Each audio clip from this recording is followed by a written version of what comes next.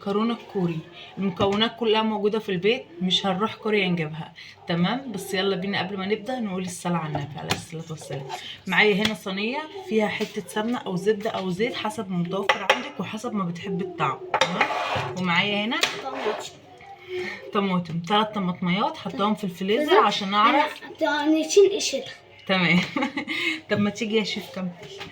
3 طماطم حطيناهم في الفريزر عشان تعرف نشيل قشرها. الوصفه دي هو اللي جايبها، فانا عشان هو اللي جايبها انا جايبه قطعت بطاطس عشان لو طلعت انتوا فاهمين حلوه ناكل بطاطس. تمام كده اهو. الطماطم اهي تقدر تشيل قشرتها دلوقتي. لازم تتحط في الفريزر عشان احنا الوصفه دي معموله من غير ما ايه الطماطم تكون بقشرها. تمام اهي. شلنا القشره بتاعتها كده وهنشيل الخاتم بتاعها الاخضر اللي فوق ده وهنفتحها كده اهي. وممكن انتوا عايزين تاكلوها ما تشيلوش القشره صح؟ براحتكم زي ما الشيف بيقول. تمام اهي. التانية كمان اهي نفس قشرتها تتشال بسهوله جدا. يعني بدل ما لسه هتعصري يا دقه حلوه. وهنا اهو شلنا كل القشر بتاع القوطه. بص من قبل ما تبتدي شكلها يفتح النفس. هناكل بطاطس. انا اكل معاهم. بصوا السمنه محطوطه اهي. تمام. هنرفع بقى المفروض كل ده على النار لغايه ما الطماطم تدوب خالص والسمنه تدوب. تمام. استنونا.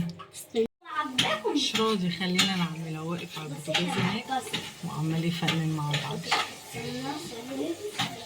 يا شيف يا شيف نسيت نحط مكعب المرقه يا شيف. ماشي اهم حاجه هو انا كمان اللي بفكره هفتحوله. ولما يبقى شكلها كده هننزل بكوبايه ميه كبيره. يلا يا شيف نسيت تقول بسم الله. بسم الله. يلا هات واحده تاني عشان انت حطيت نص. هات تاني. يلا يا شيف. كوبايه كامله. وهنسيبهم بقى يغلوا مع بعض. بصوا بقى الكوبايه اكبر حاجه اهو حطينا كوبايتين الميه. واحده انا اقول واحده صغيره واحده نص واحده كامله. اولى انا اولى اهو. واحده نص. حطينا كده الميه وهنحط حبه ملح وحبه فلفل اسود وهنسيبها لغايه ما تغلي والقوطه تتسبك تماما فيها. كده بعد ما الصلصه بتغلي هنحط عليها المكرونه. وماما ايه هتحط البيض. هي عليها بيض. لا انا اروح اشوف الوصفه الاول. ومع الاسف شفت الوصفه وفعلا حطينا عليها بيضتين من فوق وغطوها خلوهم يتشربوا مع البيض. يعني اول ما المكرونه خدت غلوتين حطوا البيضتين وغطوها.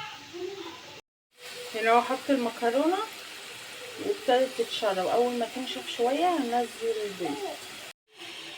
طبعا انا زي ما قلت لكم ان انا حمرت البيض كده اهو. كسر هو البيضتين وحطهم كده بس عشان انا بصورهم ما عرفتش اطلع الصور يكسرهم علشان ما يكسرش. يلا هات تاني.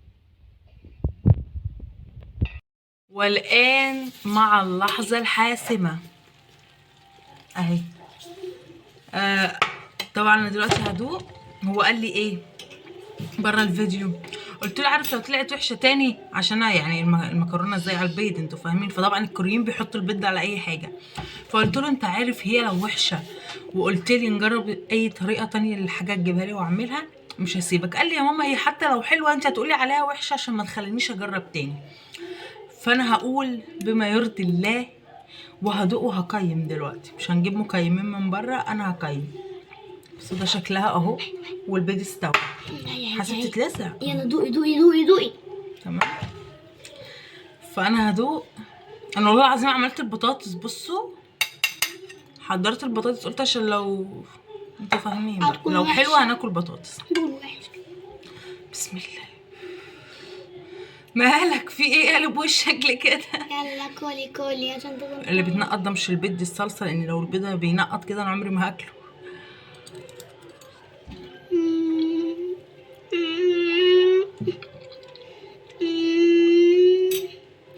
استنى ادوق حته بالبيض. بيض اهو شايفينه. يا بتكون طعمها حلو. لا هي جامده، هي تحفه. ماما ما تنسوش بقى تعملوا البودي لايك وقولوا عايزين يجرب لكم وصفه ايه تاني، واكتبوا له في الكومنتات ادام هو شاطر كده خليه يعملوا لكم. عايزين تكونوا بني محمد. يلا قول لهم باي. باي.